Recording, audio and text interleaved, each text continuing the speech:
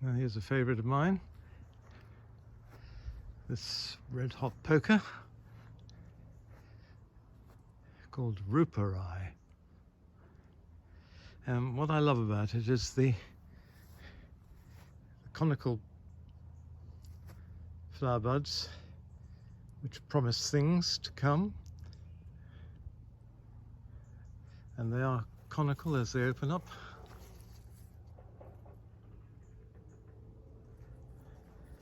And then, when fully open, they're great big round balls. All these stages in the one plant. Lovely late autumn flowering Kniphofia poker. Captain Edward Rupert was an army officer stationed in East London in South Africa, 1848 to 1850.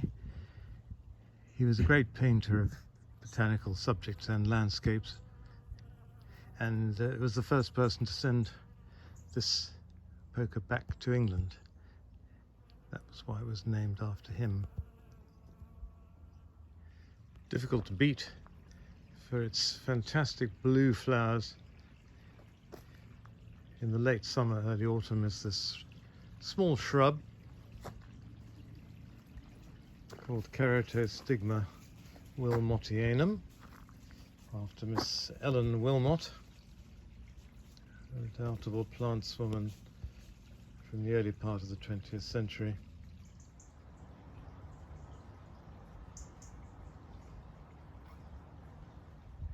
Along from the Keratostigma is this species Buddleia, which is not very dramatic in the way of flowering.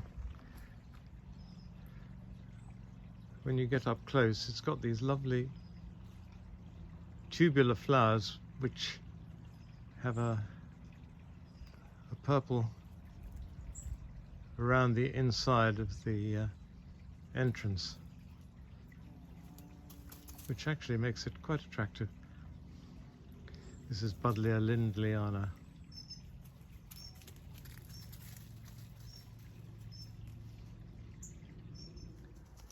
Here's some hardy herbaceous begonias in this area here. One of them is this one here, called Begonia palmata, from the palmate leaves.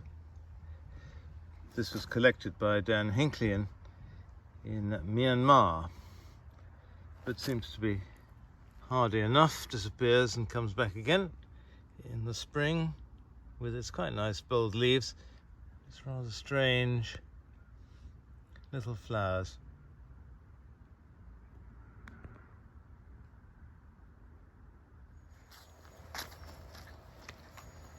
And back we go. Bertie lead the way.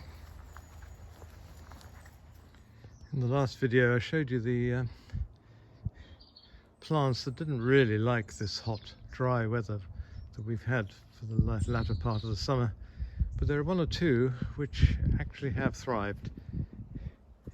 And this Mahonia from Texas and Mexico has got these lovely new leaves, a sort of purple colouring, and bright steely blue old leaves. And then this thing that looks a bit like a substantial yucca, which comes again from Texas and Mexico. This is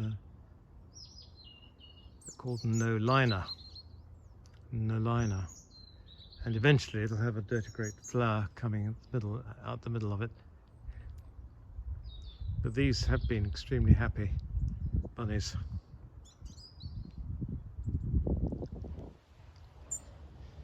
Now, carrying on up the path, past this bushy Echium fastuosum,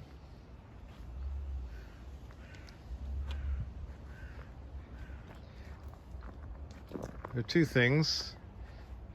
The first are these amazing red bracts of the bromeliad, which is totally hardy.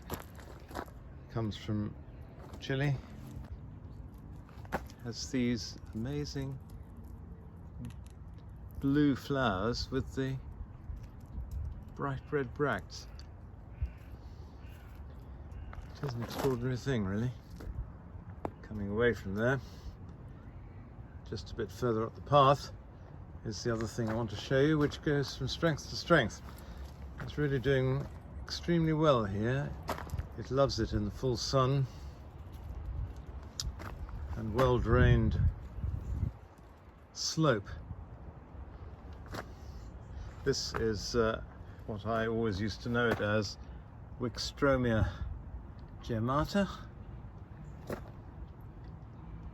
but it's now been put into the Daphnes, in with Daphnes, so it's now called Daphne gemmata. But I think the beauty of it is that the acid green leaves show up the yellow flowers to a T. I had this first from Jimmy Smart, who created Marwood Hill Gardens near Barnstaple, and it's about what, 20 years ago, but not the same bush. However, it is very easy from cuttings, and so this is one of the many cuttings progeny that I have growing, and I try and keep it going because I love it.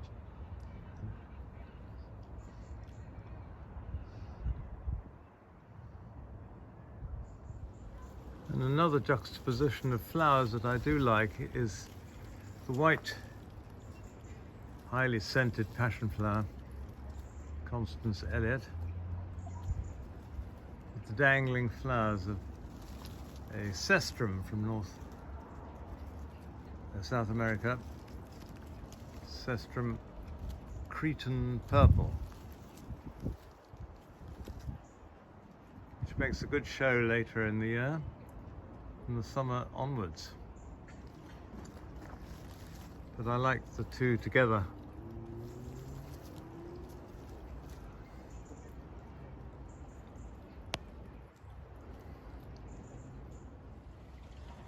Just show you this shrub, tucked against a wall, or near a wall anyway. This is a hydrangea relative called Dichroa, and it's actually a hybrid between the Dichroa and a hydrangea, a mophead hydrangea, and it's called Cambridge Blue. Now, I hear you say, but wait a minute, it's pink, and not the pale blue it's supposed to be. Well, I rather feel this is because it's growing in soil near a wall which isn't as acid as it might be, and therefore I think it's not as blue as it might be. It might get bluer as time goes on, because it's fairly acid, and we can grow rhododendrons in this soil near the wall. Anyway, there it is, slightly tender.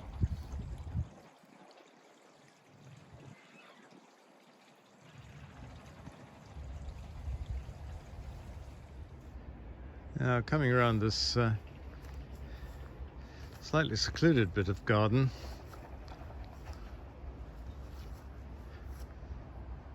and still the pea flowers of the resplendent going on. We have these delightful flowers starting now on the Australian shrub called the Correa. I think they're lovely, and there are masses and masses of buds, as you can see. The individual flowers don't last terribly long, but there are always more coming. And this goes on flowering, or can do, right the way through the winter. And rather attractively, I think, behind it is the climbing fuchsia called Lady Boothby. Now she's been a bit backward, poor thing, because of the drought and the sunshine. She didn't really like. But now the weather's cooling and we've got quite a bit of rain. And we've had quite a bit of rain, got a bit more to come. She's perked up no end, as has the Correa, so I think this makes a nice mixture.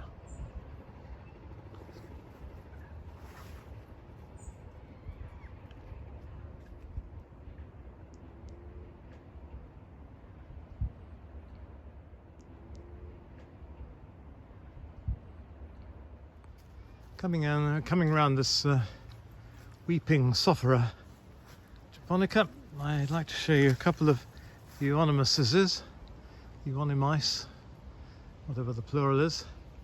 This one is from China.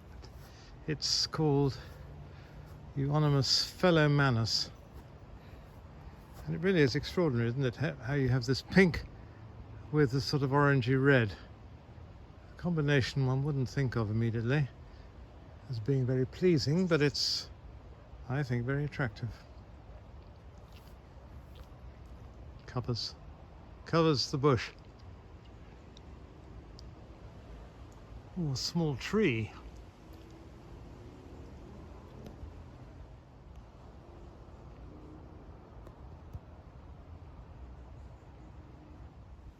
Now here's the second euonymus. This one is called Sachalensis, which is sort of Latin for Sakhalin Island. This thing is native to Japan and China. And you can see it's got these dingly dangly orange flowers again. Red with orange seeds.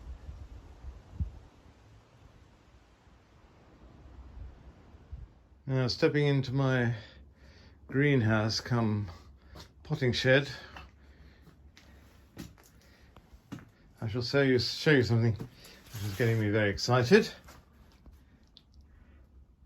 I thought nothing was happening with this snowdrop,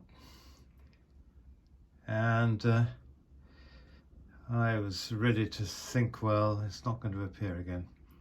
But here it is, sprouting up, and it looks like it's bulked up a bit as well. This is November flowering, Galanthus Peschmanii it's called. So that's jolly exciting. Huh. Yes. Always a heart-gladdening sight. There's this group of autumn crocuses which come out later than the colchicums because it's the evening. They're not open, but even so they make a nice show under the tulip tree, which means speciosum means beautiful or showy or attractive.